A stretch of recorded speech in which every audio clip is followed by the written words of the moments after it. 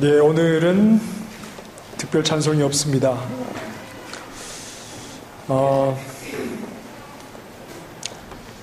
우리 지난주에 읽었던 말씀과 좀 연결해서 생각을 해보십시다. 블레셋과의 전쟁에서 초반에 이스라엘 군대가 4,000명이 목숨을 잃었습니다. 초반에 밀렸죠. 큰 패배는 물론 아니었습니다만 이렇게 초반의 전쟁에서 4,000명의 군사가 물론 적은 수도 아닙니다. 목숨을 잃게 되면서 기선 제압에 실패를 하고 말았습니다. 문제는 이스라엘 군대가 사기가 떨어져 갔다는 겁니다. 사사시대 말기입니다.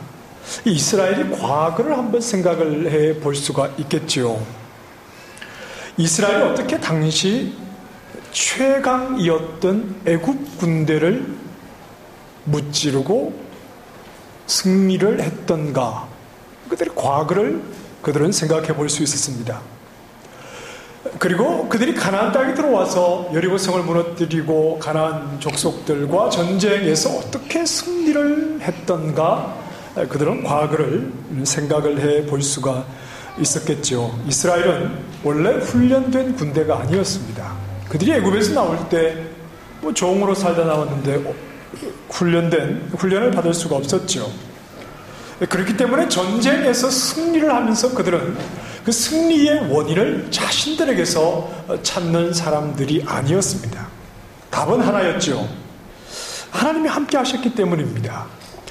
하나님이 함께 하시고 하나님이 앞서 가시고 그 앞서 가신 하나님을 뒤따를 때 그들은 애굽도 이기고 그리고 가나안 족속들도 이기면서 하나님의 군대가 되어서 승리를 경험하였던 겁니다.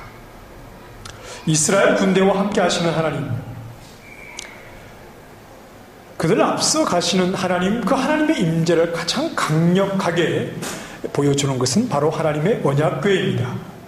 여호와의 언약궤가 자신들과 함께 있다면 지난 역사 속에서 전쟁에서 승리를 가져다 주었던 그 여호와의 임재가 언약궤를 통해서 자신들과 함께 해준다면 지금 4,000명이 패하고 사기가 떨어지고 자칫 잘못하다가는 저 오랫동안 원수가 되었던 블레셋에게 완전히 패할지도 모르는 이 상황에서 벗어날 수 있는 유일한 소망이 생겼던 겁니다. 이 생각에는 모두가 동의를 하였지요. 그래서 여호와의 언약궤가 이스라엘 군대 진영으로 들어왔을 때 4장 5절입니다. 온 이스라엘이 큰 소리로 외침에 땅이 울렸다고 그랬습니다. 이 외침은 마치 전쟁에서 승리한 그 기쁨을 외치는 함성과 같은 그런 외침이었습니다. 이제 여호와의 언약궤가 함께하니 여호와께서 자신들과 함께 하시니 역사 속에서 그러했던 것과 같이 전쟁의 승리가 우리에게 찾아올 것이다. 이런 기대를 가지고 큰 함성을 질렀던 겁니다. 그러나 그 전쟁은 어떤 결과를 가져왔습니까? 34,000명이라고 하는 엄청난 수의 이스라엘 군대가 죽고 전쟁에서 패하고 말았던 겁니다.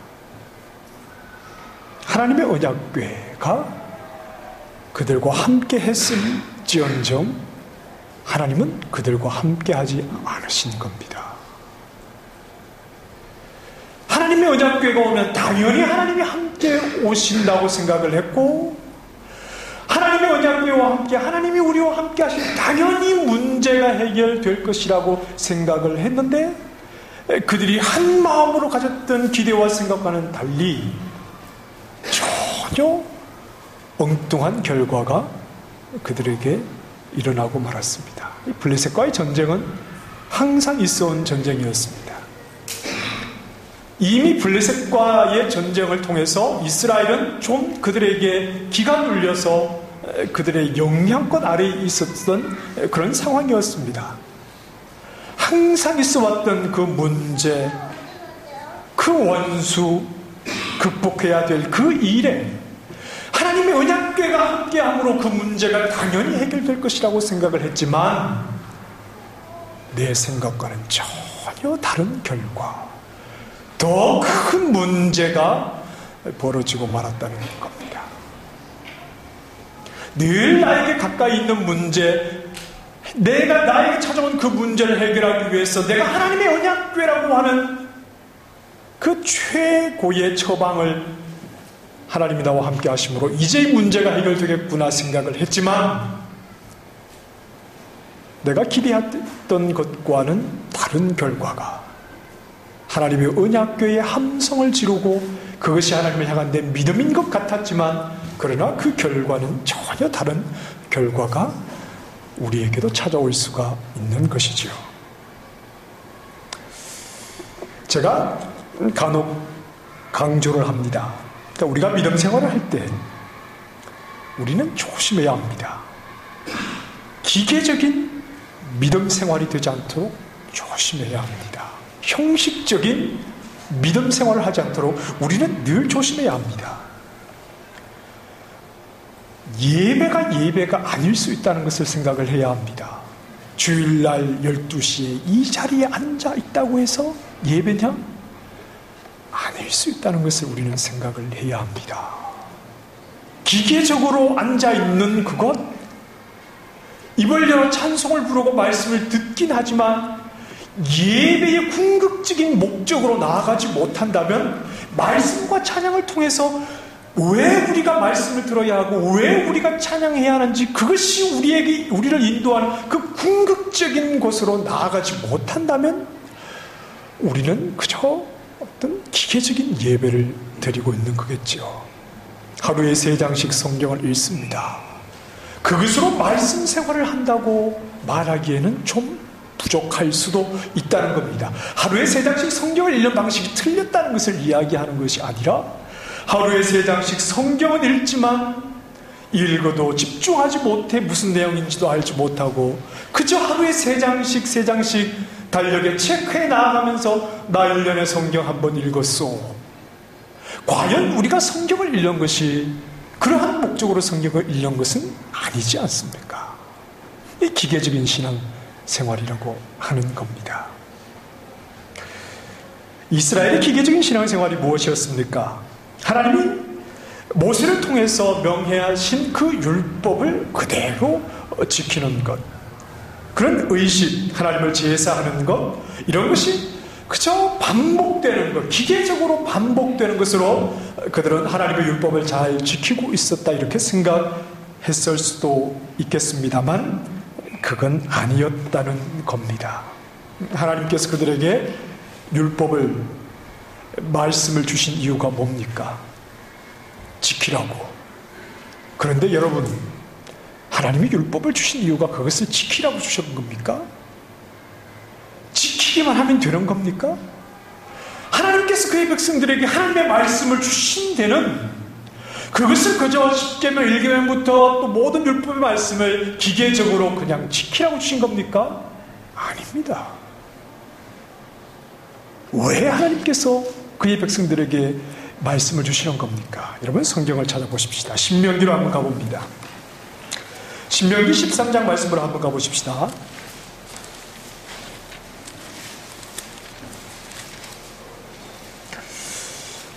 신명기 13장 1절 말씀을 한번 보십시다. 너희 중에 선지자나 꿈꾸는 자가 일어나서 이적과 기사를 내게 보이고, 다 찾으셨죠?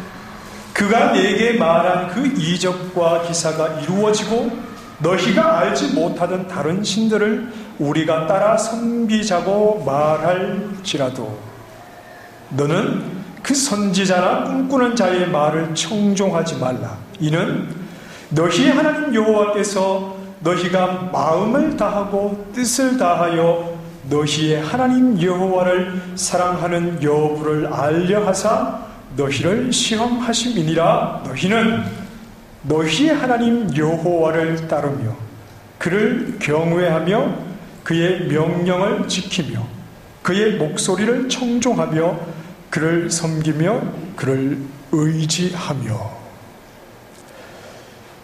하나님께서 말씀을 주신 이유가 뭡니까? 4절에서 여호와를 따르며 그를 경외하며 그의 명령을 지키며 그의 목소리를 청종하고 그를 섬겨라. 그 이유가 뭡니까? 3절에서 말씀했죠. 너희의 하나님 여호와를 얼마나 사랑하느냐 하는 것이 말씀을 순종하고 말씀을 지킴으로 나타나야 하는 겁니다. 형식적으로 말씀을 지키는 것, 어떤 규칙을 지키는 것처럼 그냥 그렇게 말씀을 지키는 것을 하나님이 원하시는 것이 아니라 말씀을 지킬 수밖에 없을 만큼 하나님을 사랑하라는 말씀이죠. 하나님을 사랑하는 자가 말씀을 지키기 때문입니다. 레위기로 한번 가보십시다. 죄송합니다. 예레미야 7장으로 한번 가보십시다.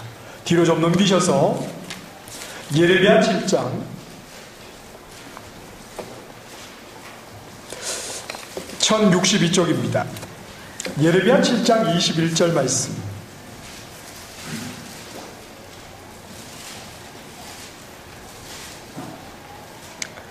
만군의 여호와 이스라엘 하나님께서 이와 같이 말씀하시되 너희 희생제물과 번제물의 고기를 아울러 먹으라. 사실은 내가 너희 조상들을 애굽 땅에서 인도하여 낸 날에 번제나 희생에 대하여 말하지 아니하며 명령하지 아니하고 오직 내가 이것을 그들에게 명령하여 이르기를 너희는 내 목소리를 들으라. 그리하면 나는 너희 하나님이 되겠고 너희는 내 백성이 되리라. 너희는 내가 명령한 모든 길로 걸어가라. 그리하면 복을 받으리라 하였으나 그들이 순종하지 아니하며 귀를 기울이지도 아니하고 자신들의 악한 마음의 꾀와 완악한 대로 행하여 그 등을 내게로 돌리고 그 얼굴을 향하지 아니하였으며. 하나님께서 조상들이 애굽에서 나오게 하실 때 번제나 희생에 대해서 말씀하지 않았다는 겁니다. 말씀하지 않으셨습니까? 말씀하셨죠. 그게 무슨 말씀입니까? 번제 하나님 앞에 제사를 어떻게 지내야 하는가 그 의식을 말씀하셔서 그저 이 의식에 따라 제사를 지내라. 하나님이 이걸 말씀하신 것이 아니라는 겁니다. 그럼 뭘 말씀하시는 겁니까? 내 목소리를 들으라. 내 말에 귀를 기울이라. 이것은 어떤 의식을 행함으로 그저 기계적인 것으로 하나님 말씀을 따를 것이 아니라 그 말씀을 주신 하나님을 너희의 하나님으로 생각을 할 때 너희도 내 백성이 된다. 그렇게 말씀하시지 않습니까? 23절 말씀. 나는 너희의 하나님이 되겠고 너희는 내 백성이 되리라. 이게 무슨 말입니까? 기계적인 것이 아니라 관계적인 것 아닙니까? 나는 너희의 하나님, 너희는 내 백성. 24절 말씀에서 귀를 기울이지도 않고 악한 마음의 꾀와 완악한 대로 행하여 그 등을 내게로 돌리고 얼굴을 향하지 아니하였다. 이게 다 무슨 말씀입니까? 관계적인 말씀이잖아요. 이스라엘 백성이 하나님과의 관계, 여기에 굉장히 소홀했다는 거죠. 그들이 비록 제사를 지내고 그들이 비록 하나님의 말씀을 지키는 것 같았지만 정말 하나님이 그들에게 말씀을 주셔서 원하시는 궁극적인 것, 그게 뭐냐? 하나님을 사랑하고 하나님과의 관계 속에 있어야 되는데 그러하지 못했다는 겁니다. 이 부부 사이에 가장 가까운 사이가 부부 사이 아닙니까? 자, 옆에서 무슨 얘기를 하는데 듣지도 않습니다. 남자들이 좀 그렇죠. 이 아내가 뭐라고 열심히 이렇게 설명을 하면 그냥 근성으로 했다가 뭐라고? 뭐 이렇게 말하는 버릇이 있습니다. 저도 좀 그렇습니다. 몸은 같이 있는데 마음속으로 딴 생각을 하고 항상 등을 돌리고 얼굴은 다른 곳을 쳐다보고 있다면 이것은 바람직한 관계가 아니겠죠. 정말 하나님이 우리에게 원하시는 게 뭡니까? 하나님이 하나님의 백성에게 원하시는 게 뭡니까? 하나님이 오늘 나에게 나에게 원하시는 게 뭡니까? 예배 행위입니까? 제사 행위입니까? 그저 주문하듯이 성경을 읽고 부적을 붙여놓듯이 성경 구절 한 구절 집안에 걸어놓으면 그것이 하나님 앞에서 믿음 생활하는 것입니까?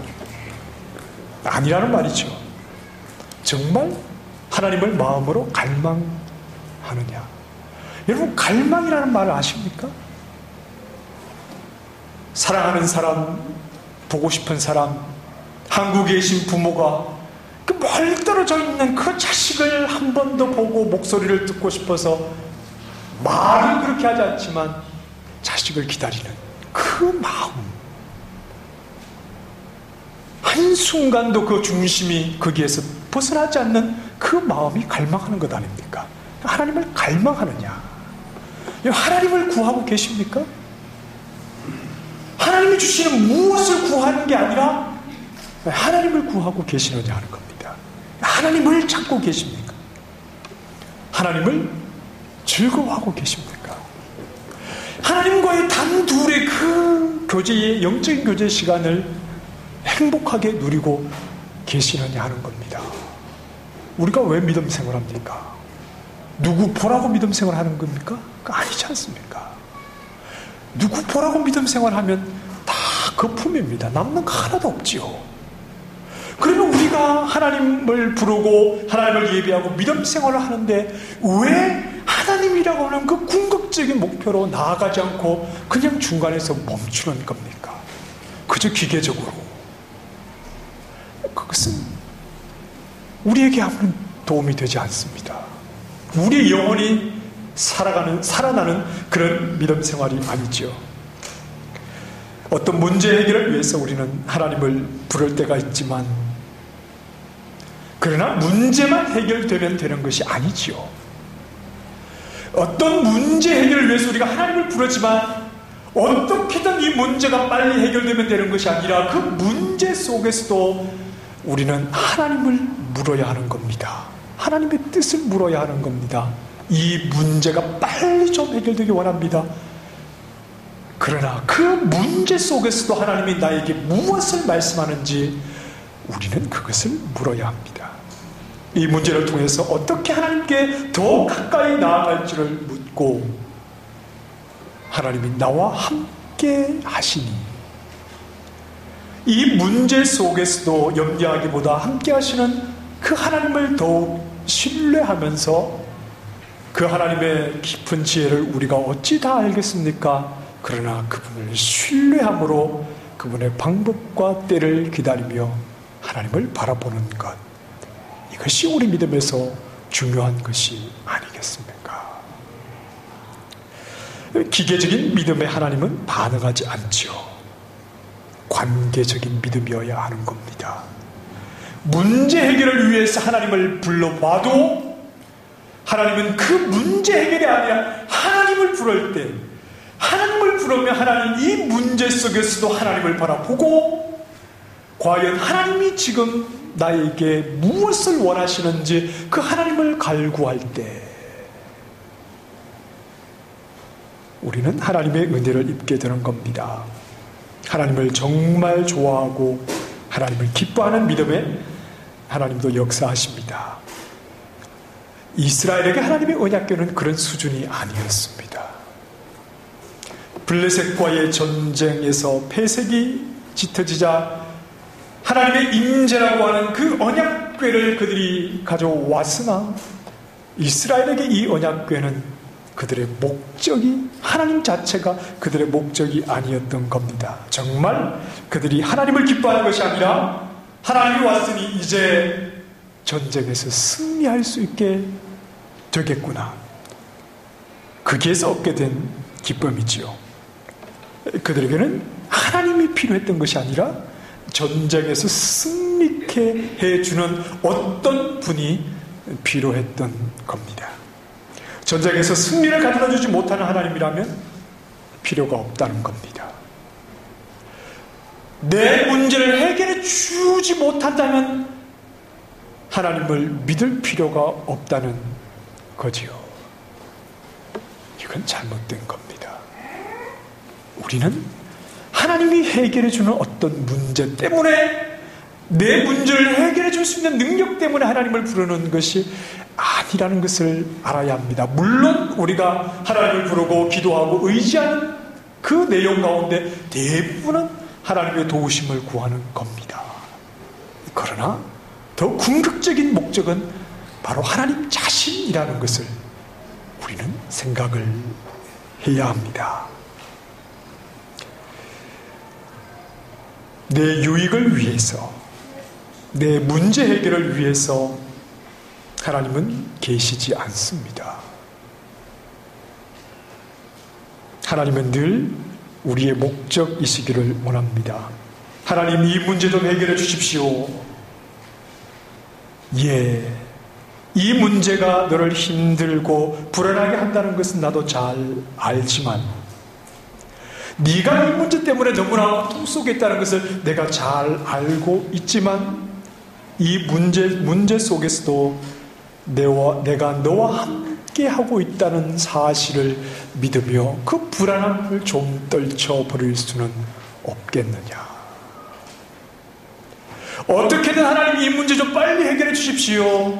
얘야, 네가 힘들어하는 것은 내가 잘 안다만 마치 죽을 것처럼 그 문제 앞에 그렇게 호들갑 떨지 말고 나를 좀 바라볼 수는 없겠느냐. 그 문제 속에서 너와 함께하고 있는 내가 너와 함께하고 너를 붙들고 있으니 네 눈앞에 보이는 문제 말고 나를 좀 볼 수는 없겠느냐. 항상 우리의 시선이 주님을 향해 하는 것 아닙니까? 우리 주님께서 우리에게 주신 약속은 나를 믿는 자는 문제도 없고 만사 형통하다, 이것이 아니지 않습니까? 주님이 우리에게 주신 약속은 항상 내가 너와 함께 있다. 그 약속의 말씀을 붙잡고 문제 속에서도 그 시선이 문제에 빼앗기지 않고 주님께 향할 수 있도록 믿음의 눈을 부릅뜨고 함께 하신 주님을 신뢰하고 바라봐야 되지 않겠습니까? 문제가 아니라 먼저 하나님입니다. 이게 순서입니다. 문제 해결이 아니라 하나님을 바라보는 것, 이것이 순서입니다. 자, 엘리가 소식을 듣게 되었습니다. 엘리에게 4가지 사실이 전하여지죠. 17절 말씀에 보면 오늘 본문, 이스라엘이 블레셋 사람 앞에서 도망하였습니다. 둘째, 백성 중에는 큰 사륙이 있었습니다. 셋째, 당신의 두 아들 홈니와 비느하스도 죽고 말았습니다.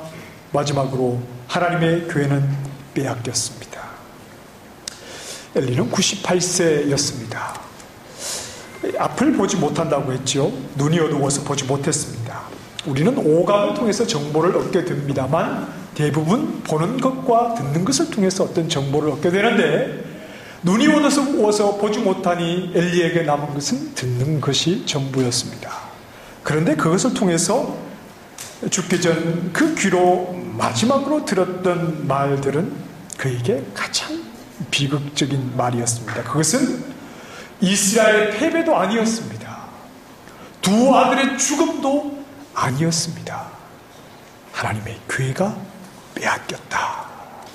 그 말을 들을 때 그는 그만 목숨을 잃고 맙니다. 오늘 본문 13절을 보면 그의 마음이 하나님의 교회로 말미암아 떨릴 즈음이라. 베냐민 사람이 와서 전쟁의 소식을 알려줄 때 엘리가 하나님의 교회로 말미암아 떨고 있었다는 겁니다. 전쟁터로 가져간 하나님의 교회가 어떻게 되었을까?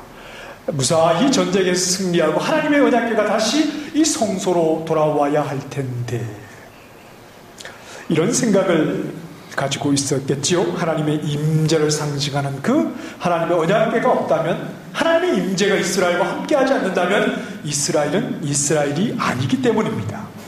두 아들의 죽음에 대한 소식은 그가 받아들여야만 하는 것이었죠. 자신들의 죄 때문에 하나님으로부터 버림받은 것은 어떡할 수가 없는 것이었습니다. 3장 18절에서 엘리가 말했던 것처럼 여호와께서 이루시는 일은 선하기에 그것을 거부할 수는 없는 것으로 이미 엘리도 받아들이고 있었습니다. 하지만 하나님이 이스라엘을 떠나시는 것은 이스라엘 전체가 하나님으로부터 버림을 받는 것입니다. 자신과 자신의 후손들이 하나님 앞에 죄를 범해서 하나님으로부터 버림을 받는 부분은 자기가 받아들이지만 하나님의 언약궤가 이대로 이스라엘을 떠나버림으로 하나님이 이스라엘을 버리시는 이것은 엘리에게 큰 고통이 아닐 수 없었습니다. 비록 하나님의 저주로 생을 마감하게 되지만 40년간 이스라엘의 사사로 또 하나님의 제사장으로 백성들의 지도자 자리에 있었기 때문입니다. 하나님을 섬기는 백성의 지도자 입장에서 하나님이 그 이스라엘을 떠나신다는 것은 고통이 아닐 수 없었기 때문입니다. 이때 엘리의 며느리가 아들을 낳게 되었는데 그 이름을 무엇이라고 하였습니까? 21절 말씀에 아이 이름을 이가봇이라 하였으니 22절 하나님의 궤를 빼앗겼으므로 영광이 이스라엘에서 떠났다. 하나님이 떠났다. 이가봇 이렇게 이름을 지었습니다. 저는 오늘 본문에서 엘리를 보면서 가룟 유다가 생각이 났습니다. 가룟 유다는 예수님의 제자였습니다. 3년 동안 예수님과 함께하며 이 땅에 하나님 나라로 오셔서 하나님 나라를 세우시는 그 모든 선지자들의 약속하신 그 약속의 완성으로 오신 예수 그리스도와 3년이라고 하는 시간을 함께 했지요. 그러나 그에게는 물질을 탐하던 그의 욕심이 있었고 그것이 예수님을 따르면서도 계속 방치가 되었던 것 같습니다. 그래서 결국은 스승까지 돈을 받고 팔았지요. 그런데 성경을 보면 예수님께서 정죄를 받으시고 십자가로 넘겨지시는 이 과정들을 보면서 가룟 유다가 어떻게 합니까? 그 일을 뉘우치고 그랬습니다. 그리고 그 제사장들과 장로들을 찾아가서 이렇게 말하지요. 내가 무죄한 피를 팔았다. 범죄하였다. 이런 고백을 합니다. 자기가 한 일이 잘못이라는 것을, 무죄한 피를 팔고 내가 하나님 앞에 죄를 범했다는 것을 가룟 유다가 알았지요. 그런데 스스로 목매어 죽었다고 그 마지막을 우리에게 전해줍니다. 제사장이요 사사였던 엘리, 제자였던 가룟 유다, 그들의 생이 비참하게 끝이 나는 것은 결국 하나님의 은혜에 붙들리지 못했다는 겁니다. 하나님의 은혜에 붙들리지 못하는 인생의 결말이 어떠한 것인가 하는 것을 우리에게 전하여 주지요. 은혜란 무엇입니까? 죄인의 죄가 가리워지는 것입니다. 죄를 범한 자가 자에게 하나님께서 그 죄의 값을 묻지 않는 것, 그것이 바로 하나님의 죄인에게 베풀어 주시는 은혜입니다. 우리가 엘리보다 또는 가룟 유다보다 더 나은 사람이라서 구원을 받았다고 생각해서는 안 됩니다. 우리가 엘리보다 더 나은 사람입니까? 우리가 가룟 유다보다 더 나은 사람입니까? 그래서 우리는 당연히 구원을 얻었다, 이렇게 생각하지 말아야 합니다. 여전히 죄 가운데 있는 연약한 우리지만 하나님께서 그 은혜에서 우리를 제외시키지 않으시니 우리는 구원을 입게 되는 겁니다. 남들보다 나을 게 하나도 없어요. 뭐 낫습니까? 그럼에도 하나님께서 그 은혜의 자리에서 우리를 제외시키지 않으시니까, 그 은혜로 우리를 여전히 덮어주시니까 우리에게 구원의 은혜가 임하게 되는 겁니다. 우리 인생 끝까지 무엇보다 소중하게 생각해야 하는 것은 하나님의 은혜를 잊지 않고 살아가는 것입니다. 그 변함없는 은혜는 그리스도의 십자가, 대신 죄를 속하신 그 대속 사역을 통해서 우리에게 다가왔지요.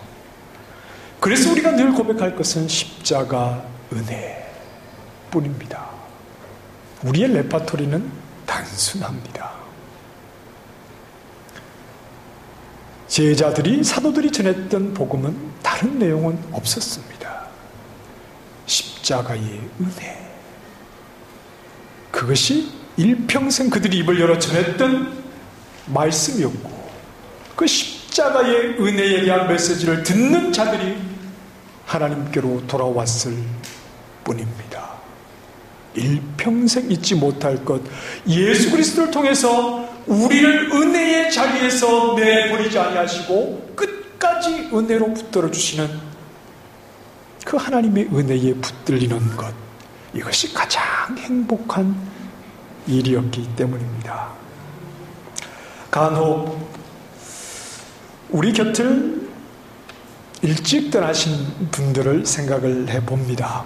우리와 함께 믿음 생활을 하다가 우리 곁을 떠나가신 분들을 보면서 한 가지 드는 생각은 이것이지요. 끝까지 하나님 은혜가 붙들어 주지 않으면 안 되는 것이구나. 나도 과연 마지막 때까지 하나님께서 붙잡아 주시지 아니하신다면 내가 믿음으로 주님을 고백할 수 있는 것이 아니겠구나. 마지막까지 아무리 인생을 풍성하게 살고 남부럽지 않게 살았다고 해도 그 인생의 마지막 자리에서 하나님을 고백할 수 없고 예수 그리스도 십자가 대속의 은혜를 붙들지 못한다면 그 인생은 다 헛된 것 아닙니까?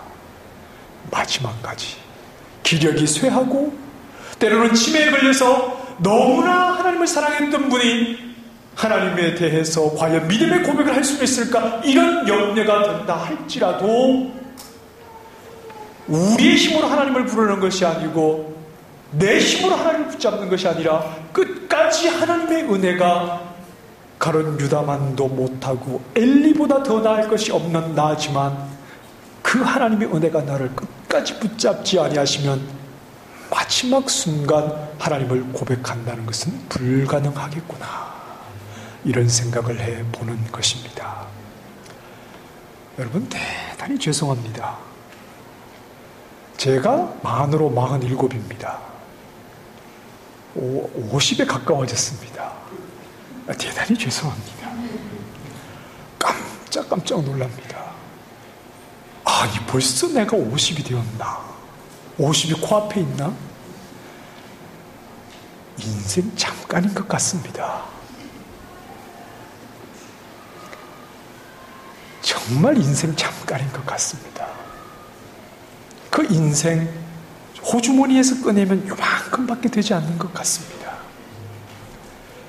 지금 이 시간 하나님의 은혜에 붙잡혀 있다는 것 감사하실 수 있기를 바랍니다. 문제 해결이 우리의 기도 제목이긴 합니다. 기도하셔야지요. 부지런히 하나님 앞에 기도하셔야지요. 그러나 문제만 해결되면 끝나는 게 아니라 때로는 문제 때문에 또 매 순간 반복되는 예배와 말씀과 기도를 통해서 우리는 적당한 자리에 머무는 것이 아니라 그것들이 궁극적으로 나에게 무엇으로 어디로 안내하고 있는가, 그 궁극적인 목적을 향해서 나아가야 하는 겁니다. 바로 우리 주님이시지요. 그 하나님께 연결이 되어야 하는 겁니다. 하나님께 더 가까이 나아갈 수 있기를 바랍니다. 무엇을 붙잡아야 하는가?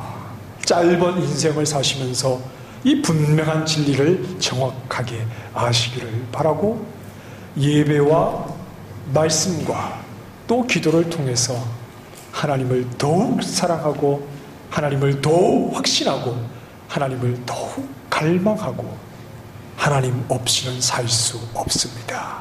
분명한 믿음의 고백을 할 수 있는 주의 백성들이 다 되시기를 주님의 이름으로 축원합니다. 기도하겠습니다.